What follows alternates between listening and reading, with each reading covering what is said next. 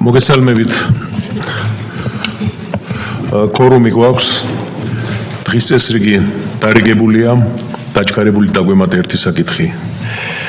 მოგეხსენებათ ბიუროზე. თუ რაიმე შენიშვნა არ არის ან დამატება, დავამტკიცოთ დღის წესრიგი. მადლობა. გადავდივართ დღის წესრიგის პირველ საკითხზე.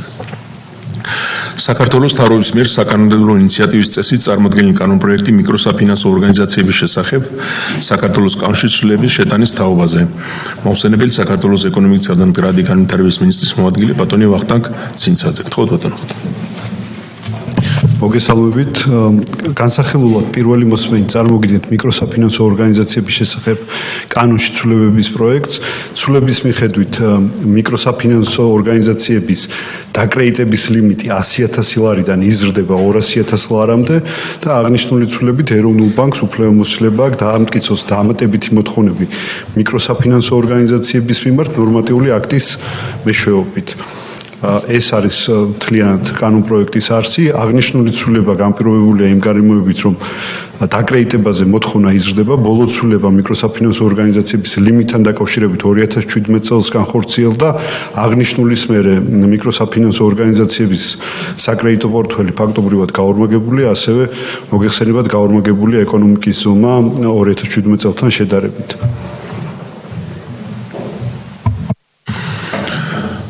შეკითხვები? ყველაფერი გასაგებია მე მგონი. დავუჭიროთ ხარ მე მგონი.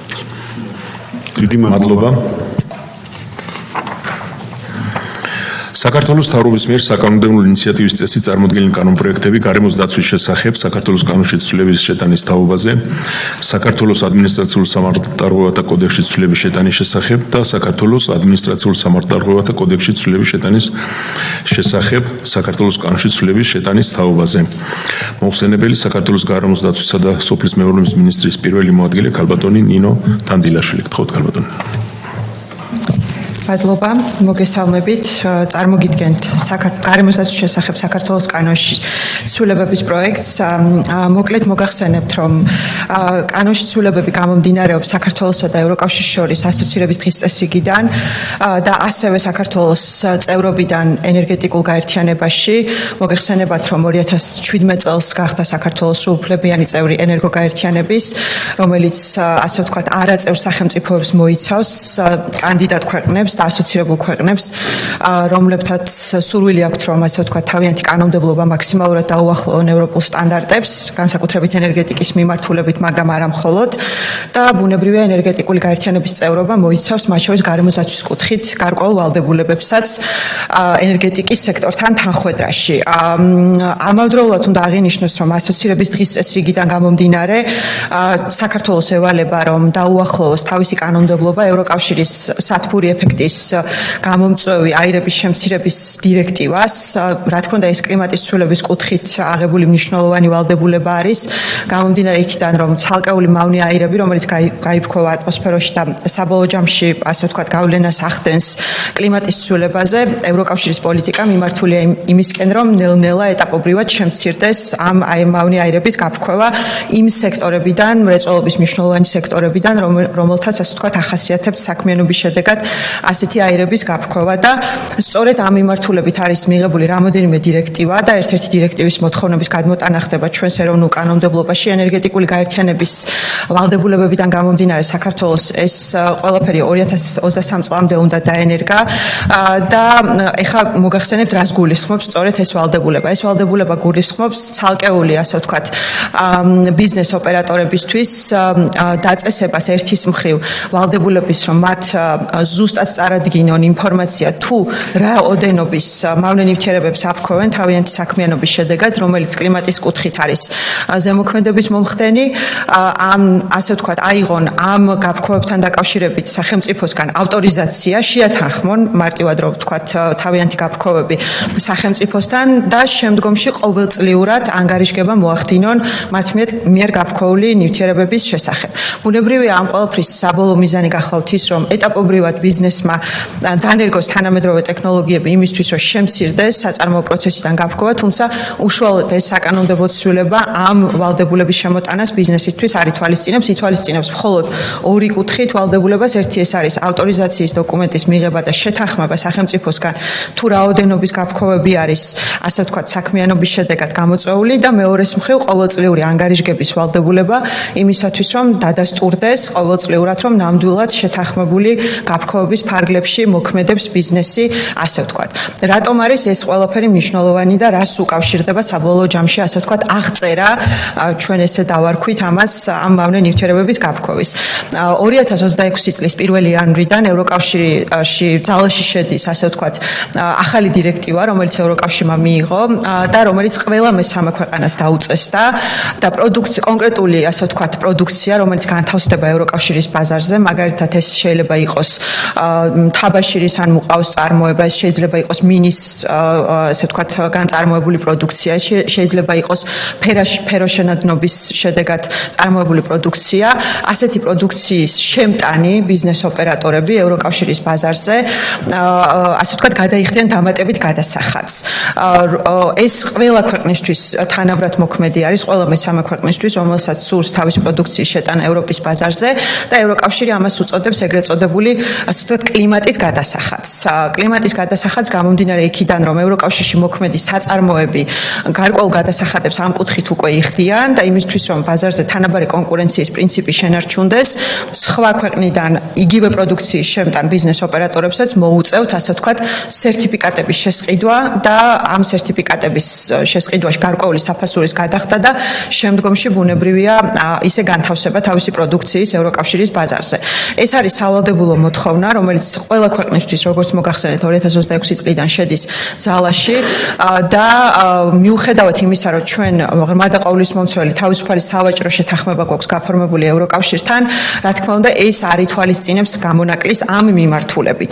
არც ერთი ქვეყნისთვის, არც ასოცირებული ქვეყნებისთვის, არც კანდიდატი ქვეყნებისთვის, იმიტომ რომ მიდგომა, ასე ვთქვათ, ერთიანი არის ჩამოყალიბებული ამ თვალსაზრისით ევროპის მხრიდან და იმისათვის, რომ ასე ვთქვათ, აი ამ სერტიფიკატის ყიდვა მოახერხოს ბიზნესმა, პირველ ეტაპზე საჭიროა, რომ მას ზუსტად ჰქონდეს აღრიცხული ამ პროდუქციის საწარმოებლად, რომელიც შეაქვს ევროკავშირის ბაზარზე, კონკრეტულად რა მავნე ნივთიერებებს აფრქვევს, ასე ვთქვათ, სათბურაირებს ძირითადად, რომელიც კლიმატის კუთხით გავლენის მომხდენი გახლავთ. და სწორედ იმისთვის, რომ ასე ვთქვათ, ჩვენი მხრიდან ანგარიშგების და მონიტორინგის სისტემა ჩამოყალიბდეს და ბიზნეს ჰქონდეს ინფორმაცია და სახელმწიფოსგან იყოს დამოწმებული ნამდვილად, ასე ვთქვათ, გაფრქვევების ოდენობები, აი ამ ცვლილებებს ითვალისწინებს წარმოდგენილი კანონპროექტი, რომელიც გულისხმობს იმას, რომ ჩვენი სამინისტრო შეითანხმებს ბიზნეს ოპერატორების და მისცემს ავტორიზაციის დოკუმენტს მათ მიერ გაფრქვეული ფაქტობრივი ნივთიერებების შესახებ, რომელიც შემდგომ ყოველწლიურად დამოწმებული უნდა იყოს საერთაშორისო აღიარებული ექსპერტის მხრიდან და ამ დამოწმების პროცესს განახორციელებს ეროვნული, ასე ვთქვათ, აკრედიტაციის ცენტრი, რომელიც ეკონომიკისა და მდგრადი განვითარების სამინისტროს ქვეშ გახლავთ და ავიაციის სექტორში უნდა აღინიშნოს, რომ ზუსტად ანალოგიური მიდგომა არსებობს, თუმცა ეს პროცესი უკვე დანერგილი გახლავთ. ანუ ავიაციის მიმართულებით ამ რეგულაციებთან ჩვენი კანონმდებლობა თანხვედრაშია და ავიაციის სააგენტო უკვე წლებია, ასე ვთქვათ, ევროპის შესაბამის ინსტიტუტებთან მუშაობს ამ კუთხით ფრენებთან მიმართებით, იმიტომ რომ მოგეხსენებათ, რომ ფრენების დროსაც გარკვეული მავნე აირების გაფრქვევა ხდება თითქმის იგივე, რაც ვთქვათ, სამრეწველო სექტორიდან. რა თქმა უნდა, ასე ვთქვათ, როგორც წარმოდგენილი ცვლილებები გულისხმობს იმას, რომ ერთის მხრივ შევასრულებთ ენერგოგაერთიანების და ევროკავშირის წინაშე აღებულ ვალდებულებას და მეორეს მხრივ, ასე ვთქვათ, შევქმნით ეროვნულ სისტემას, რომელიც დამოწმების და ვერიფიკაციის ეროვნულ სისტემას, რომელიც საბოლოო ჯამში ბიზნესს დაეხმარება, რომ ზუსტი ინფორმაციით მივიდეს ევროპის შესაბამის უწყებასთან, წარადგინოს ინფორმაცია, საჭირო ინფორმაცია იმისათვის, რომ შეისყიდოს სერტიფიკატი და პროდუქცია განათავსოს ევროპის ბაზარზე. საქმიანობები, რა თქმა უნდა, ძალიან მნიშვნელოვანია, რომელ საქმიანობებს ეხება. ჩვენ ამის მოკვლევაც გავაკეთეთ წინასწარ და საერთაშორისო ექსპერტების ჩართული იყვნენ ამ პროცესებში. დაახლოებით 46 მოქმედი საწარმო არის, რომელსაც დღესდღეობით შეეხება რეგულაცია, რომელიც გულისხმობს სავაჭრო სერტიფიკატების შესყიდვას, რომლებიც ვაჭრობენ აქტიურად დღეს ევროპის ბაზარზე და გააქვთ კონკრეტული პროდუქცია და რა თქმა უნდა ბუნებრივია სარგებლობენ შეღავათებით, თუმცა აი ამ საშეღავათო სისტემისგან გამონაკლისი იქნება, ესე ვთქვათ, ეს დამატებითი გადასახადი, რომელიც კლიმატის გადასახადის სახით არის ცნობილი. ჩვენ გვქონდა ასევე ბიზნეს სექტორის წარმომადგენლებთანაც შეხვედრა, ისინი ინფორმირებულები მიღებულები არიან ამ საკითხებთან მიმართებით. ცალკეულ მათგანს უკვე დაწყებული აქვს მოსამზადებელი სამუშაოები და ანგარიშის შედგენა, ასე ვთქვათ, მათ მიერ ფაქტობრივად გაფრქვეული ნივთიერებების შესახებ, იმიტომ რომ ყველა მიცის, რომ ასე ვთქვათ, ეს სავალდებულო პირობა არის 2026 წლის 1 იანვრიდან მათთვის და მაინც მოუწევთ ამ ინფორმაციის წარდგენა ევროკომისიასთან და წარმოდგენილი კანონპროექტით დეტალურად არის გაწერილი ერთის მხრივ ავტორიზაციის გაცემის პროცედურები, რომ სახელმწიფომ მოცემულ შემთხვევაში გარემოსდაცვის სოფლის მეურნეობის სამინისტროს გარემოს ეროვნულმა სააგენტომ გასცეს ავტორიზაციის დოკუმენტი ბიზნეს ოპერატორზე მის მიერ გაფრქვეულ ნივთიერებებთან მიმართებით. ეს არ არის ასე ვთქვათ კლასიკური ნებართვა, ამიტომ არ დაგვირქვამს და არ დავარქვით ასე ვთქვათ ჩვენ ამ დოკუმენტს ნებართვა, ეს უფრო მარტივი შეთანხმების პროცედურა არის, რომ წარმოვიდგინოთ დამატებით ბიუროკრატიული ბარიერების გარეშე და ასევე რა თქმა უნდა კანონპროექტი მოიცავს ყოველწლიურად ბიზნესის მხრიდან ანგარიშგების ვალდებულებას და რა სტანდარტების მიხედვით უნდა მოხდეს ეს ანგარიშგება სახელმწიფოს წინაშე. ეს არის ძალიან მოკლედ, რა თქმა უნდა, ბუნებრივია კანონპროექტს ახლავს ადმინისტრაციულ სამართალდარღვევათა კოდექსში ცვლილებებიც თამდევად, იმიტომ რომ თუ კი დარღვევა მოხდება ამ ვალდებულებების და არ შეასრულებს, თქვათ, ბიზნესი მასზე დაკისრებულ ვალდებულებებს, რაც გარკვეული სანქციები გვაქვს. თუმცა ეს სანქციები არ არის მაღალი, იმიტომ რომ გამომდინარე იქიდან რომ ეს თვითონ დარღვევის შინაარსი არ შეიძლება იყოს ძალიან მძიმე ამ გარემოსდაცვითი ვალდებულების დარღვევის დაახლოებით რომ წარმოიდგინოთ 1000-დან 2000 ლარის ფარგლებში არის საჯარიმო სანქციები სიმძიმის შესაბამისად თქვა თუ განმეორებით არ წარმოადგენს ანგარიშს ან ავტორიზაციის გარეშე განახორციელებს საქმიანობას ასეთი შემთხვევისთვის გვაქვს გათვალისწინებული საჯარიმო სანქციები. ესეც სავალდებულო მოთხოვნა არის შესაბამის დირექტივის რომ როდესაც გარკვეული დანაწესი შემოდის და ახალი ვალდებულება ბიზნესისთვის ბუნებრივია მას თან უნდა ახლდეს ცალკეული ასე ვთქვათ მექანიზმი იმისთვის რომ შეუსრულებლობა იქნება სახეზე ვალდებულების სახელმწიფომ გაატაროს შესაბამისი ზომები ამ კუთხით.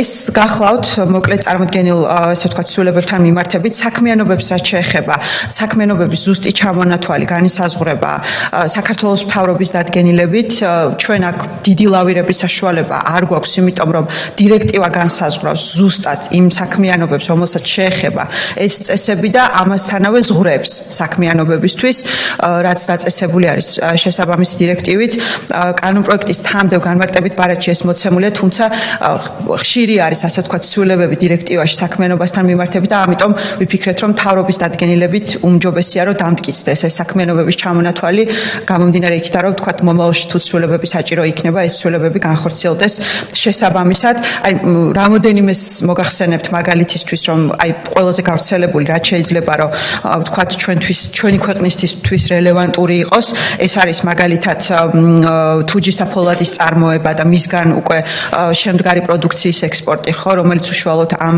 პროცესიდან გამომდინარეობს ალუმინის წარმოება ანუ ეს აქედან გამომდინარე პროდუქცია ვთქვათ ფერადი ლითონები რომელთა წარმოების შედეგადაც კონკრეტული პროდუქტი მიიღება და შემდგომ მისი ექსპორტი ხდება ცემენტის კლინკერის წარმოება კონკრეტული წარმადობის პირობებში ესეც ხდება ასე ვთქვათ ამ საქმიანობების ჩამონათვალში ნუ თაბაშირის გამოშრობა და თაბაშირის ასე ვთქვათ წარმოების შედეგად მიღებული პროდუქცია ასევე მინის წარმოება როგორც მოგახსენეთ არის ერთ-ერთი საქმიანობა აზოტმჟავას წარმოება ასე ვთქვათ ესეც ერთ-ერთი საქმიანობა არის და აქაც მოგეხსენებათ რომ ჩვენი ქვეყნისთვის რელევანტური არის იმიტომ რომ გვაქვს ამ მიმართულებით კონკრეტული საწარმოები რომლებიც აწარმოებენ ამ პროდუქციას და გააქვთ მათ შორის ევროკავშირის ბაზარზე და კიდევ რამოდენიმე ვთქვათ თუმცა როგორც მოგახსენეთ აი ძირითადად ჩემს მიერ ჩამოთვლილი საქმიანობები არის რომელიც ჩვენ რა თქმა უნდა გამოვითხოვეთ ინფორმაცია მათ შორის შემოსავლების სამსახურიდან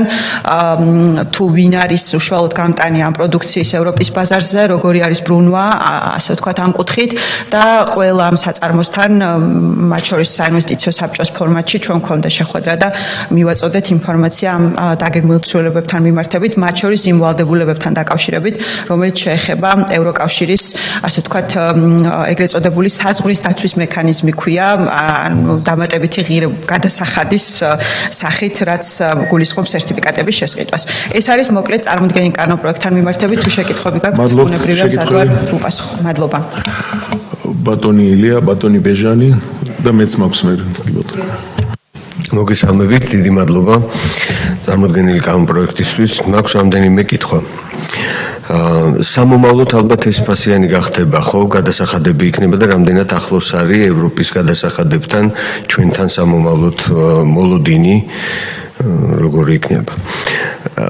მეორე კითხვა მაქვს შემდეგი, რომ შეეხება თუ არა ეს პატარა კომპანიებს, რომლებიც არიან დაკავებული სამკაულების წარმოებით და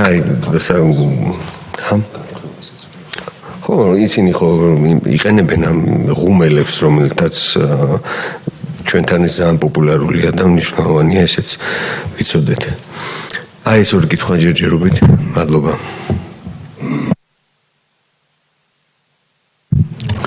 მოგესალმებით კოლეგებო, მოგესალმებით გალოტონინო. მნიშვნელოვანი პროექტია და ასეთი კითხვა მექნება, რა თქმა უნდა ჩვენ არა ვართ წინააღმდეგი რეგულაციების, აუცილებელია ეს ქვეყნისათვის, იმიტომ რომ მავნე აირი უნდა რომელიც გამოვიფქვევა, მას უნდა ბრძოლა, რომ რაც შეიძლება ნაკლები გამოვიფქვეს, მაგრამ ჩვენ ეს არ უნდა იყოს შემაფერხებელი, რა თქმა უნდა, ბიზნესის განვითარებისათვის და არ უნდა შეუშალოს ხელი ბიზნესის განვითარებას. პირიქით ამ ეტაპზე, რომელიც ახალია დღეს ბიზნესისათვის, სამინისტრო და საერთოდ მთავრობა უნდა იყოს პარტნიორი ამათთან ურთიერთობაში და ნელ-ნელა გადაალახვიოს, იმიტომ რომ ეს ფინანსებთან არის დაკავშირებული. ჩვენ ყველაფერს ვერ უზამთ, ახლა ევროკავშირში შეტანაზე მაგალითად ფერომარგანიც რო შეაქვს, ის მან უნდა გადაიხადოს ეს გადასახადი, ჩვენ ახლა მასზე ხელი არ მიგვიძდება და ჩემს კომპანიებს არ გადაახტებიო, მაგრამ შიდა რეგულაციები, რასაც ვაკეთებთ, რაც შეიძლება ხელშემწყობი უნდა იყოს. ახლა რაც თქვენ თქვით და რაც კანონ პროექტშია ჩადებული, ამ შემთხვევაში არ არის აქ დიდი სანქციები თუ არ წარმოადგინა, თუ არ გააკეთა, მაგრამ მე ერთი რამ მაინტერესებს, ჩვენ ხო ვიცით მაგალითად ფერო შენადრომთა ქარხანა რა აირებს გამოყოფს, იმის ჩამონათვალიც არის და ყოველწლიურად ეს კომპანია, როგორც მე ვარ საქმის კურსში, მილიონობით თანხებს ხარჯავს იმისათვის, რომ რაც შეიძლება ნაკლები იყოს.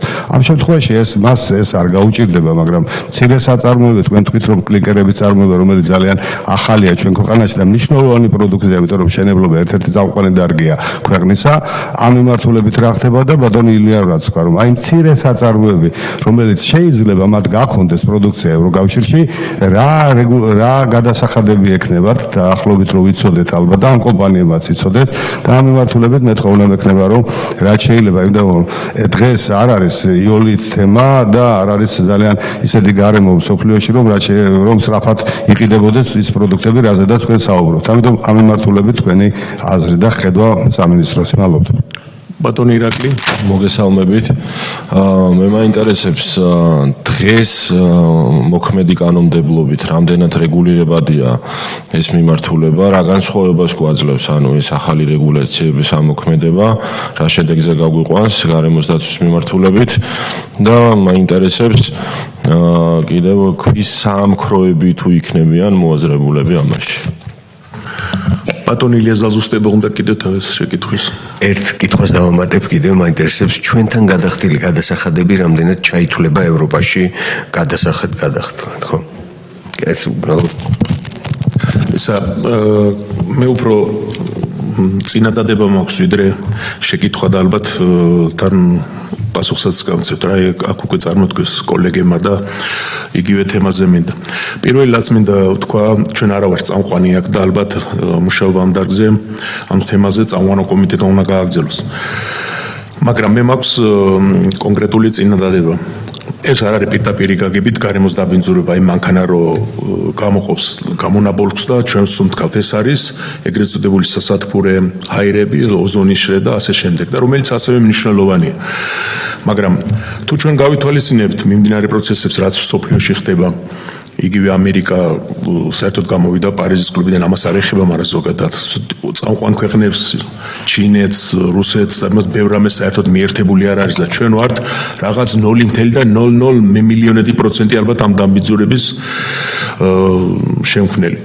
ერთი ასეთი წინადადება მაქვს თუ მისაღები იქნება, რომ ეს კანონი უნდა მივიღოთ, იმიტომ რომ ასოცირების ხელშეკრულება არის და რაღაც კომპანიებს საჭირდებათ, ვისაც ევროპაში გააქვს ეს საქონელი, რომ ეს სერტიფიკატი ქონდეთ, მაგრამ იქნებ კანონი მივიღოთ და ამოქმედება დავადოთ 28 წლამდე, ან 30 წლამდე, ხოლო დანარჩენებს ვისაც ეს სერტიფიკატი ესაჭიროება, ნებაყოფლობით იყოს. სჭირდება თქვათ რუსთავის აზოტს, ნებაყოფლობით გააკეთებს ამ სერტიფიკატს და ყველაფერს რაც არის საჭირო წარმოადგენს წარმოადგენს და ჩაიტანს ევროპაში და ვისაც არ ჭირდება და ადგილობრივ ბაზარზე მუშაობს ან რაღაც მივცეთ დრო რომ ადაპტაცია მოახდინოს და თან დავაკვირდეთ სოფლიოში მიმდინარე პროცესებს რა ხდება. მე უბრალოდ ყოველთვის მომხრე ვარ გარემოს დაცვის პროცესების, მაგრამ არ მინდა რომ ჩვენ რაღაც გავხდეთ კიდევ ერთხელ ვიმეორებ, ჩვენი ეკონომიკა და წამყვანი ქვეყნების ეკონომიკა თუ შევადარებთ იმასაც, რაც ვაწარმოებთ ჩვენ სოფლის მეურნეობის პროდუქციის ძირითადად და ისინი რასაც წარმოებენ ზუსტად იმ პროდუქციას, რასაც თქვენ ახლა საუბრობთ, ჩვენი არაფერს არ წარმოადგენს რა, ჩათვალეთ რომ ნული არის გამონაბოლქვი. ამიტომ ასეთი წინადადება მაქვს თუ მისაღებია. დღეს 56 კომპანია არის, რაც თქვენ ჩამოთვალეთ, სერიოზული კომპანიებია, პრაქტიკულად წამყვანი კომპანიებია საქართველოს, იხვალ შეიძლება 146 გახდეს და ასე შემდეგ და იქნებ მივიღოთ ეს კანონი, ამაი პრაქტიკა გქონია, რომ კანონი მიღებულია, ამ ეტაპზე ვიყოს ნებაყოფლობითი, ვისაც ჭირდება ევროპაში გატანა, მათმა ეს საბუთი აიღოს, ხოლო 28 წლიდან ან 30-დან ყველასთვის გახდეს სავალდებულო. თან დავაკვირდეთ პროცესებს, სოფლიოშიც და ადგილზედაც. ასეთი წინადადება მაქვს და თქვენი მოსაზრება ამასთან დაკავშირებით. ეხლა გავცეთ კითხვის პასუხი და ჩვენს წინა მადლობა ბატონ პატა და ძალიან მნიშვნელოვანი საკითხები დაისვა ბატონ ილიას შეკითხვიდან დავიწყებ. თქვენ ბრძანეთ უშუალოდ ძალიან მნიშვნელოვანი საკითხი შეეხეთ ბატონ ილია, ეს არის ევროკავშირის ასე ვთქვათ ETS-ის სისტემა, რაც შიდა ვაჭრობის სისტემას გულისხმობს. Ოდესაც მაგალითად ასე ვთქვათ ევროკავშირში რომელიმე ქვეყნის საწარმოები ერთმანეთთან ვაჭრობენ ემისიებით და ეს მათ საშუალებას აძლევს, რომ ის რომელიც ნაკლებს აფრქვევს და რჩება ასე ვთქვათ რეზერვში ემისია მიყიდოს სხვას და შესაბამისად აქედან გარკვეული დამატებითი შემოსავალი მიიღოს. ჩვენით მოგეხსენებათ, რომ ესეთი სისტემა ჯერ საქართველოში დანერგილი არ გვაქვს, ემისიებით ვაჭრობის ეროვნული სისტემა. ამ მიმართულებითაც მუშაობთ ეკონომიკის და მდგრადი განვითარების სამინისტროსთან ერთად, თუმცა ეს სისტემა არის მოქმედი მხოლოდ და მხოლოდ ევროკავშირის წევრი სახელმწიფოებისთვის. ანუ მხოლოდ ევროკავშირის წევრი სახელმწიფოებს შეუძლიათ რომ ერთმანეთ და მათში მოქმედ კომპანიებს შეუძლიათ ერთმანეთში ვაჭრობა. ანუ მესამე ქვეყნებთან ეს არის გამონაკლისი მხოლოდ შვეიცარიასთან და ლიხტენშტეინთან. ანუ ეს ქვეყნები არის, რომლებსაც დაახლოებით ისეთივე სისტემა აქვთ ვაჭრობის როგორც ევროკავშირის და ამ ქვეყნის მიუხედავად არაწევრობის სტატუსისა, მაინც ასე ვთქვათ, ისინი ერთმანეთთან ვაჭრობენ და მათი კომპანიებიც ამ პროცესში არიან ჩართულები. ჩვენ ამ მიმართულებით ასე ვთქვათ, დავიწყეთ მუშაობა, რომ ესეთი სისტემა ავაწყოთ, თუმცა იმისათვის, რომ როდესაც საქართველოს წევრობის საკითხი გადაწყდება და ჩვენ მივალთ იმ ეტაპამდე, რომ საქართველო გახდება ევროკავშირის წევრი ქვეყანა, უკვე მომზადებულები ვიყოთ ასე ვთქვათ ეროვნულ დონეზე ამ ვაჭრობის მიმართულებით. თუმცა ძალიან რთული და კომპლექსური საკითხი გახლავთ და ეს არ არის ესე ვთქვათ მარტივად ასაწყობი სისტემა, იმიტომ რომ მისი ერთ-ერთი მთავარი შემადგენელი ნაწილი არის, რომ ყოველწლიურად გარკვეული კვოტები დგინდება კონკრეტული მიმართულების საწარმოებისთვის. და აი ამ კვოტებში უნდა ჩაეტიოს ასე ვთქვათ ეს სექტორი. და რა თქმა უნდა მე ხდება გადანაწილება ასე ვთქვათ ამ კვოტების წევრ სახელმწიფოებს შორის საწარმოების სიდიდიდან გამომდინარე და ის საწარმო რომელსაც არ ყოფნის ასე ვთქვათ თავისი კვოტა მე იძულებულია რომ სხვისგან იყიდოს. ამიტომ რა თქმა უნდა ჩვენ ამ მიმართულებით მუშაობთ, მაგრამ გრძელი გზა გვაქვს გასავლელი იმისათვის რომ საბოლოო ჯამში ჩვენი ეროვნული სისტემა ამ კუთხით ავაწყოთ. უბრალოდ მონიტორინგი და ანგარიშგება ემისიების და აი ამ ნახშირორჟანგის კონკრეტულად, იმიტომ რომ ძირითადად ნახშირორჟანგზე ვსაუბრობთ, ხო? ბუნებრივი არის პირველი ეტაპი იმისთვის რომ იცოდე რამდენს აფრქვევ ფაქტობრივად და მრეწველობის სექტორიდან გაფრქვევის ფაქტობრივი მაჩვენებელი რა გაქვს. ანუ ამის ასე ვთქვათ ამ შემოთავაზებული წინადადების მთავარი მიზანი ეს არის და პირველი ეტაპიც ეს არის, იმიტომ რომ რა თქმა უნდა ვაჭრობის ეტაპზე ვერ გადახვალ თუ ფაქტობრივად აღრიცხული ინფორმაცია არ აქვს შენი საწარმოს გაფრქვევები ფაქტობრივად რამდენია და ასე შემდეგ. ასევე აუცილებლად უნდა აღნიშნო და ბატონმა პატამ ისაუბრა რომ ეს არ არის ჰაერის დაბინძურებასთან დაკავშირებული გაფრქვევები. ეს არის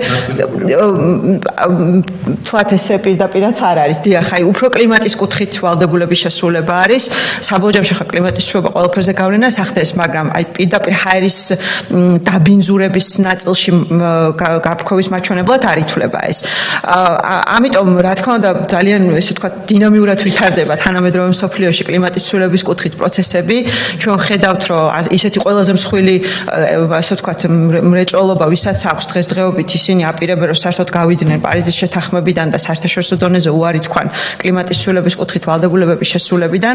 ევროკავშირი ევროკავშირი ამ კუთხით უნდა ჩაითვალოს ალბათ ერთ-ერთ მოწინავეთ, იმიტომ რომ ევროკავშირს თავის დღის წესრიგი აქვს და ძალიან მკაცრად მიყვებიან, ასე ვთქვათ, ამ კლიმატის პოლიტიკას, რაც მათ აქვთ ამ კუთხით და რა თქმა უნდა ეს ყველაფერი ჩვენთვის რელევანტურია გამომდინარე იქიდან, რომ ჩვენ მივისწრაფით ევროკავშირისკენ და მივისწრაფით წევრობისკენ. რაც შეეხება მეორე შეკითხვას, სამკაულებთან მიმართებით არ ეხება ამ კონკრეტულ მიმართულებას. აუცილებლად აღნიშნავ კლინკერთან დაკავშირებით დაისვა შეკითხვა და ცემენტის და კლინკერის წარმოება არის, თუმცა სიმძლავრეები საკმაოდ მასშტაბური არის. აი ზუსტად მოგახსენებთ რა ტიპის საწარმოს შეეხება, რომელთა საწარმოს სიმძლავრე დღეღამეში შეადგენს დაახლოებით 500 ტონას. ანუ ეს არის, ასე ვთქვათ, ზღვარი, რომელიც დაწესებული არის ასეთი კონკრეტულ, ამიტომ შედარებით მცირე საწარმოებზე არ გავრცელდება უფრო მსხვილ მასშტაბიან წარმოებაზე, რომლებიც, ასე ვთქვათ, გარდა ეროვნული ბაზრის დაკმაყოფილებისა საექსპორტო პროდუქციასაც საწარმოებენ. ამიტომ არის ესეთი მაღალი ზღვრები დაწესებული საწარმოებთან მიმართებით. რაც შეეხება უშუალოდ, ასე ვთქვათ, დღეს მოქმედ ვალდებულებებს, დღეს ჩვენ ესეთი ვალდებულებები არ გვაქვს დაწესებული საწარმოებისთვის, ანუ მათ არ ევალებათ ამ კონკრეტული მავნე აირების აღრის სხვა ანგარიშგების პროცესი და მისი შეთანხმება სახელმწიფოსგან.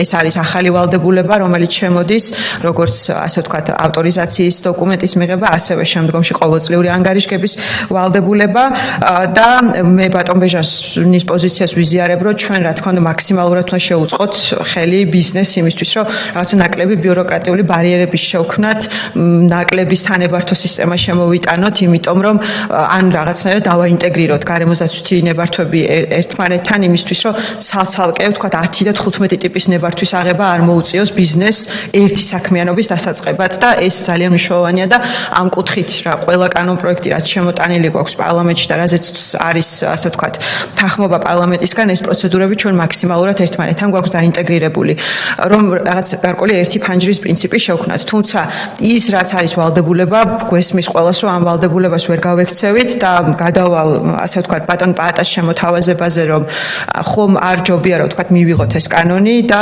ამოქმედების ვადა გადავწიოთ 2028 წლამდე მე ვფიქრობ რომ ეს შესაძლებელია იმიტომ რომ ის საწარმოები რომელსაც ისედაც უწევთ პროდუქციის გატანა ევროპის ბაზარზე მათთვის ცნობილია მაინც რომ მათ უნდა აღრიცხონ ასე ვთქვათ ეს საკუთარი გაფრქვევები და ამის შესახებ ინფორმაცია მიიტანონ ევროპის შესაბამის უწყებაში ამის საფუძველზე შემდგომ შეიძინონ სერტიფიკატის თანხასთან დაკავშირებითაც დაისვა შეკითხვა და ამ კუთხით კონკრეტული ინფორმაცია ჯერ ჩვენ არ გვაქვს იმიტომ რომ ეს რეგულაცია ჯერ არ შესულა ძალაში ანუ 26 წლის 1 იანვრიდან შედის და ამ კუთხით მუშაობს ევროპის შესაბამისი უწყებები რომ ეს ფასთა სისტემა ზუსტად განისაზღვროს ანუ რა დამატებითი ღირებულების გადახდა მოუწევს ბიზნესი იმისთვის რომ ივაჭროს ევროპის ბაზართან და ამასაც ძალიან აქტიურად მივყვებით ამ პროცესებს რომ ეს ინფორმაცია პროაქტიულად მივაწოდოთ ქართულ ბიზნესებს რა თქმა უნდა ესენი მსხვილი საწარმოები არიან ეს 46 საწარმო მსხვილი ასე ვთქვათ საწარმოები გახლავთ დღესდღეობით ვინც ვაჭრობს და მე ვფიქრობ რომ ისა საბოლოო საკითხს რომ დაუბრუნდეთ წინადადების სახით რაც იყო შემოთავაზებული ჩვენ შეგვიძლია რომ ამ კუთხით ვიფიქროთ რომ ვთქვათ მივიღოთ ეს მოთხოვნები სახელმწიფოც მოემზადოს ბუნებრივია ბიზნესიც მოემზადოს ამ ვალდებულებების შესასრულებლად რაღაც გარკვეული ასე ვთქვათ საექსპერტო პოტენციალი შევქმნათ ქვეყანაში იმიტომ რომ დღეს ესეთი ტიპის ექსპერტები რომლებიც ამ კონკრეტულ მავნე ნივთიერებებს გაფრქვევს დაითვლიან და მე ამის ანგარიშებს დაწერენ და მე ეს ანგარიშები უნდა დამოწმდეს ასე ვთქვათ ვერიფიკატორის მხრიდან ესეთი ადამიანური რესურსი დღეს ქვეყანაში არ არის იმიტომ რომ ძალიან სპეციფიკური საკითხია და ძირითადად ახლა რაც მე ინფორმაცია მაქვს ცალკეული ბიზნესებისგან იმიტომ რომ გვაქვს ჩვენ ერთმანეთთან მიმოცვლა ინფორმაციის საერთაშორისო კომპანიებს ქირაობენ იმისთვის რომ ეს გაფრქვევები დაათვლევინონ და ვალიდურობაც ჩათვლილი იყოს ამიტომ გარკვეულწილად ნებაყოფლობითი სისტემა იმოქმედებს მათთვის ვინც რეალურად ივაჭრებს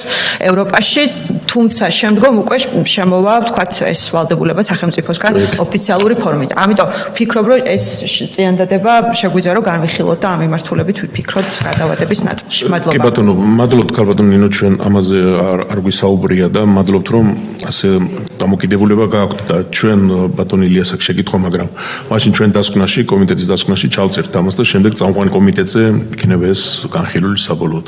ბატონო ილია ბრძანეთ. ერთი რაღაც მინდა დავაზუსტოთ, ძალიან საინტერესო მიმართულებაა და მოყვებოდით ახლა მსჯელობაში. მე როგორც გავიგე, საქართველოს აქ თავისი კვოტა ამ ჰაერის დაბინძურების, ხო, ალბათ რაღაცა რაოდენობის, რომელიც შეიძლება დღეს ჩვენ ამას არ ვიყენებდეთ მთლიანად. და არის თუ არა საშუალება, რომ ჩვენი კვოტა სანამ არ გამოვიყენებთ, ან გავაქირავოთ, ან გავცეთ რაღაცა დროით.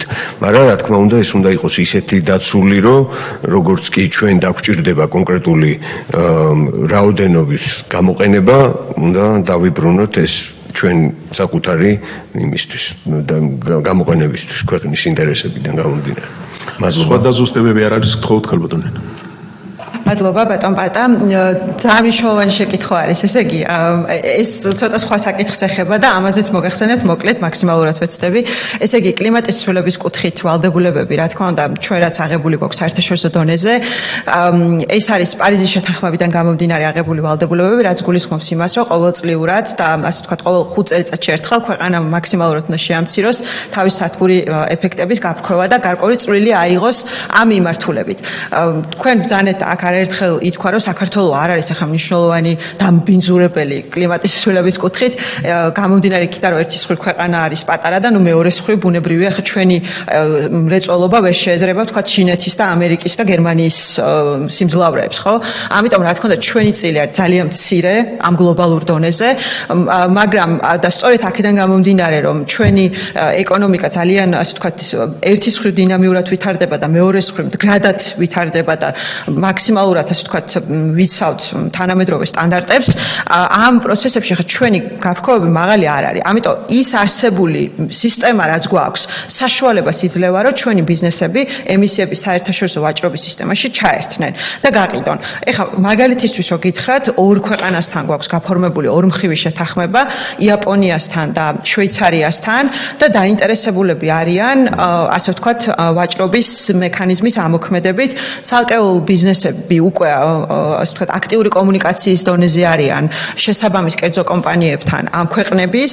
ერთ-ერთი წინაპირობა მაგალითად იაპონიის შემთხვევაში არის, რომ მათი ტექნოლოგიის დანერგვა უნდა მოხდეს პროცესში, იმისთვის რომ ვთქვათ დაინტერესდნენ, რომ შემდგომ უკვე ჩვენგან იყიდონ ეს დაზოგილი ემისიები. ამიტომ ამ კუთხით შესაძლებლობები არსებობს. უბრალოდ ეს ვერ იქნება ევროკავშირთან, ანუ ეს შეიძლება იყოს ნებისმიერ სხვა ქვეყანასთან, რომელიც დაინტერესდება იმისთვის, რომ იყიდოს და რეზერვები ამ კუთხით გვაქვს. ეს შემიძლია რომ გითხრათ ამ წუთას დიახ და მადლობა ამ შეკითხვისთვის. კარგით, მადლობა. მე მგონი იმ დათქმით რაც თქვით, ხარი დაუჭიროთ. ისე ბატონო ილია მაგას ვამბობდი, რომ დავაკვირდეთ პროცესებს, ისე მიდი შეიძლება იმ იაპონიამ ამერიკას გადაასწროს მალე.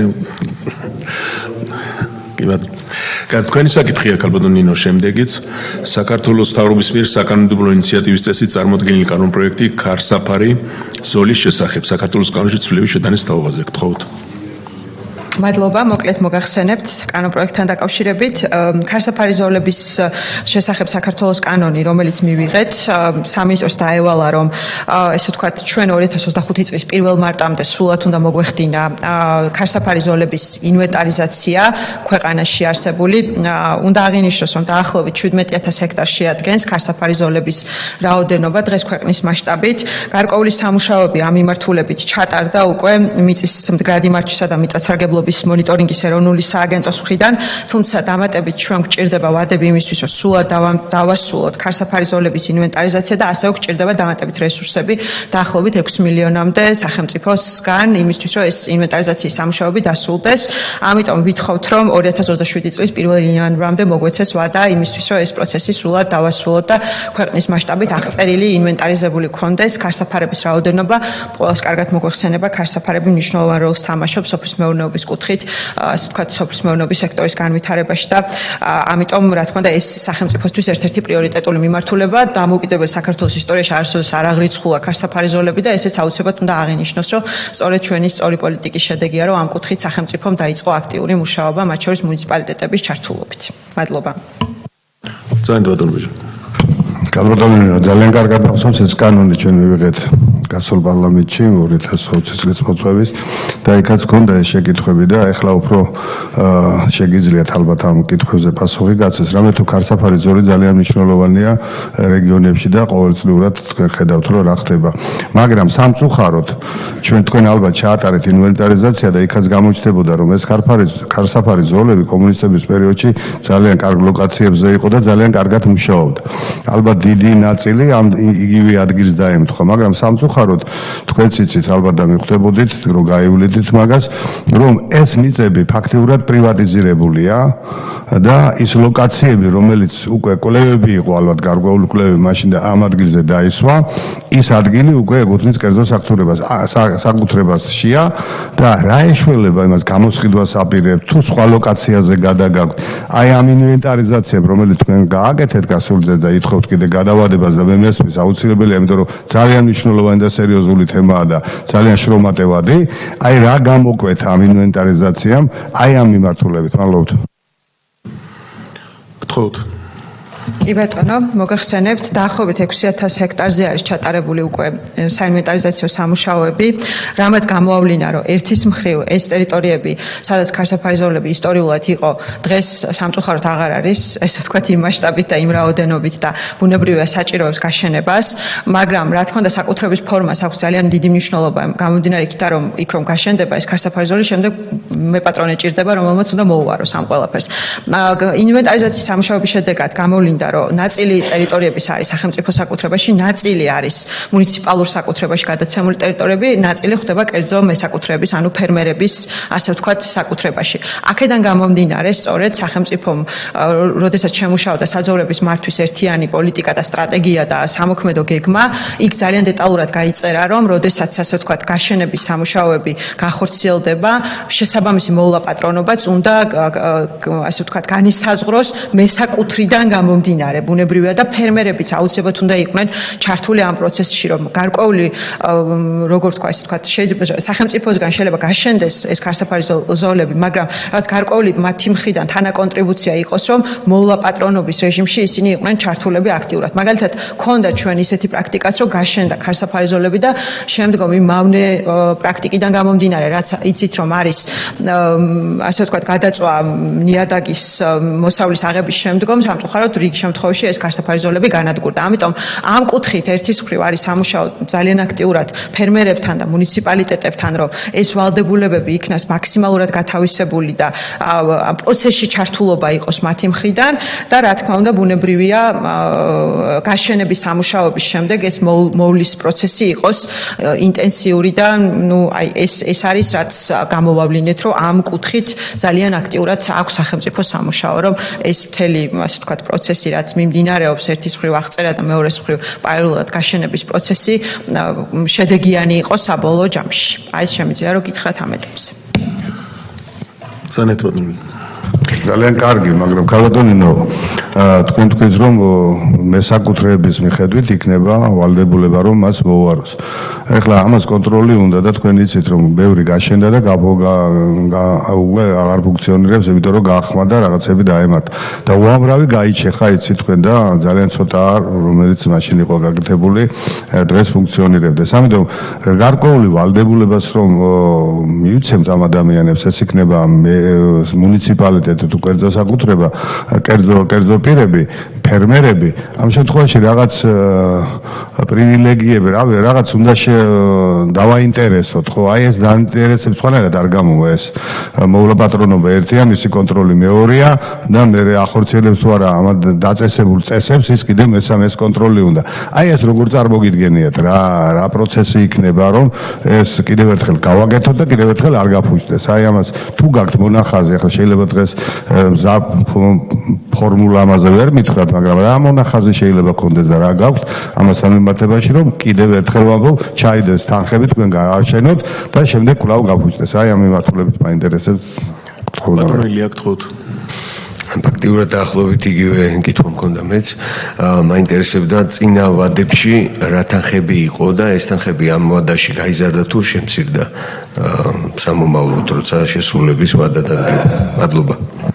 სხვათა შორის კარბატონი ნინოს არ ამკაცებს პასუხს ბატონ ბეჟანს ალბათ ახსოვს ჩვენ კომიტეტში ჩვენ წამყვანი არ ვიყავით მაგრამ ძალიან გადავდებით რამოდენიმეჯერ იმის გამო რომ გადაწყვეტილებაში წერია რომ ეს უნდა გაეკეთებინა ადგილობრივ თვითმმართველობას და არ ეწერა რომ რასახსრებით უნდა გაეკეთებინათ და ამიტომ იქ ბევრი რამე შეიცვალა და რაღაც უკეთესობისკენ მაგრამ ალბათ რასაც თქვენ ბრძანებთ ახლა ეს საკითხი კიდევ უნდა გაგრძელდეს თუმცა ამ წუთში ეს კანონი გადადებას ეხება და ამ თემას არ ეხება მაგრამ კარბატონი ნინო გთხოვთ იგი არა ძალიან მნიშვნელოვანია ანუ უნდა ვთქვა რომ აი ესეთი რაღაცა ერთიანი ფორმულა ამ წუთას რო გითხრათ გამიჭირდება ამ მიმართულებით მუშაობს აქტიურად სამინისტრო და ზუსტად მუშაობის პროცესიდან გამომდინარე შეიძლება ითქვას რომ მივდივართ მაკეთკენ რომ გარკვეული ვალდებულებები გაჩნდეს მესაკუთრეებისათვის და ამ ვალდებულებებთან ერთად რაღაც გარკვეული წამახალისებელი მექანიზმებიც არსებობდეს იმისთვის რომ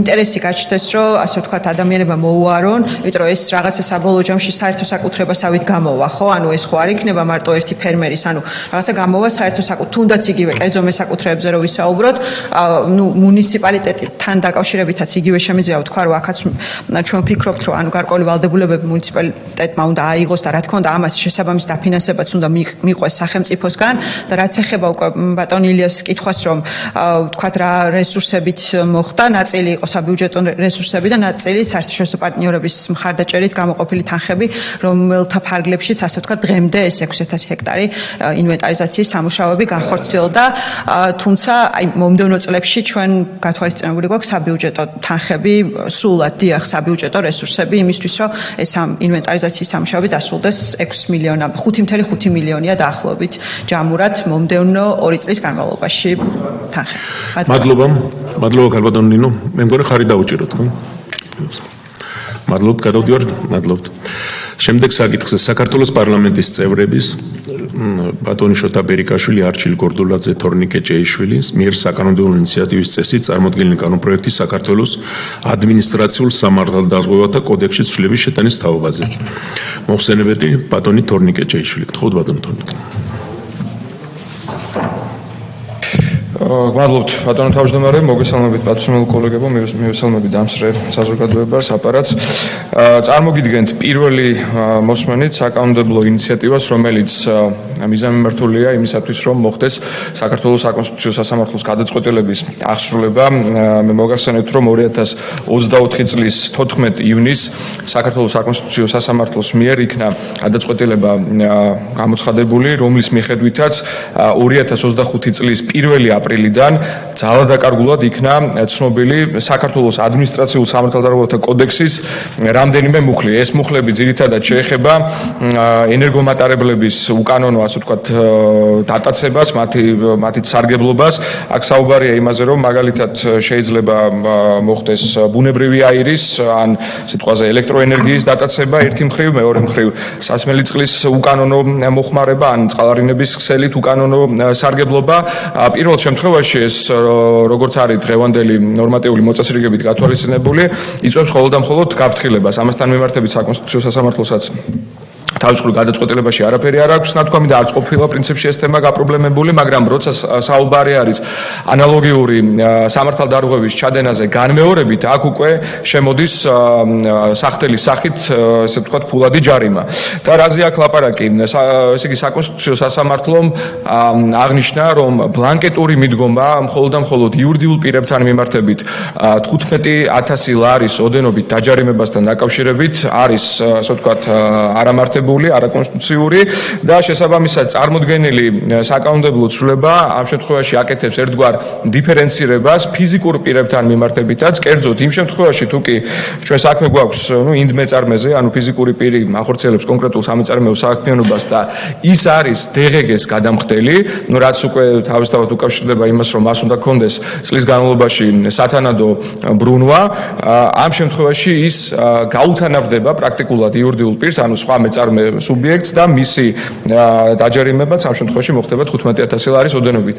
რეალურად ამ ცვლილების მიღების საჭიროება მათ შორის დაჩქარებული წესით უკავშირდება იმას, რომ თუ კი 1 აპრილამდე შესაბამისი ალტერნატიული ახალი რეგულირება არ გაჩნდება კანონმდებლობაში, პრაქტიკულად ჩვენ გვექნება საქმე ერთგვარ საკანონმდებლო ვაკუუმთან და დარჩება დერეგულირებული იქნება და დარჩება რეგულირების მიღმა ის მოცემულობა, როდესაც ჩემი ხსენებული ენერგომატარებლების დატაცება თუ მათ თუ კანონო სარგებლობა მოხმარება მოხდება იურიდიული პირების მიერ. ეს არის რეალურად წარმოდგენილი ცვლილების, ასე ვთქვათ, სულისკვეთება. ვიმეორებ კიდევ ერთხელ, რომ ამით ხდება საქართველოს საკონსტიტუციო სასამართლოს გადაწყვეტილების აღსრულება და საკანონმდებლო ვაკუუმის თავიდან არიდება. მადლობთ მზად ვარ კითხვებისათვის. მადლობთ ბატონო ტონიკე. შეკითხვები თუ არის? შეკითხვები არ არის. დიდი მადლობა. დაუჭიროთ ხარეთ თქვენს ნებართვით. და ბოლო საკითხი მოგესწრებათ დღეს ბატონმა ილიამაც ბრძანა ბევრი წინადადება შემოდის საკანონმდებლო ჩვენთან. ეს არის წარმოდგენილი შეცვალე საქართველოს მიერ წარმოდგენილი საკანონმდებლო წინადადება საპროცენტო განაკვეთების შეზღუდვის შესახებ საქართველოს კანონის პროექტთან დაკავშირებით. საქმე ეხება რომ ითხოვენ რომ დამტკიცდეს კანონის წესით თუ რამდენი უნდა იყოს საპროცენტო განაკვეთი. მაგალითად 4% იყოსო იპოთეკურ სესხებზე და 8% სამომხმარებლო სესხებზე და ასე შემდეგ. რაც თავისთავად პრაქტიკულად აუქმებს საბაზრო ეკონომიკას და ისედაც წარმოუდგენელია, როგორც წარმოგიდგენიათ, სახელმწიფო ანუ ეროვნული ბანკი კომერციულ ბანკებს აძლევს რეფინანსირების განაკვეთით 8%-ად და მან 4%-ად გაცეს სესხი. ჩვენ ზოგადი შეზღუდვა გვაქვს 50%, იცით ადრე რაღაც იყო ხოლმე თაღლითობის ნიშნები, მაგრამ ეს ალბათ წარმოუდგენელია და თავისთავად პასუხიც იგივე მოვიდა ეროვნული ბანკიდან, რომ ეს უარყოფით, ამიტომ თქვენის ნებართვით ამას კანონპროექტად ჩვენ ვერ გადავაკეთებთ. მე მგონი მეთანხმებით ყველანი, ხო? ხო არავის არ აქვს სხვა წინადადება ან მოსაზრება? არა, კარგით. მადლობა ამით. დღის წესრიგი ამოსურულია და მადლობა ყველას მობრძანებისათვის და მუშაობისათვის.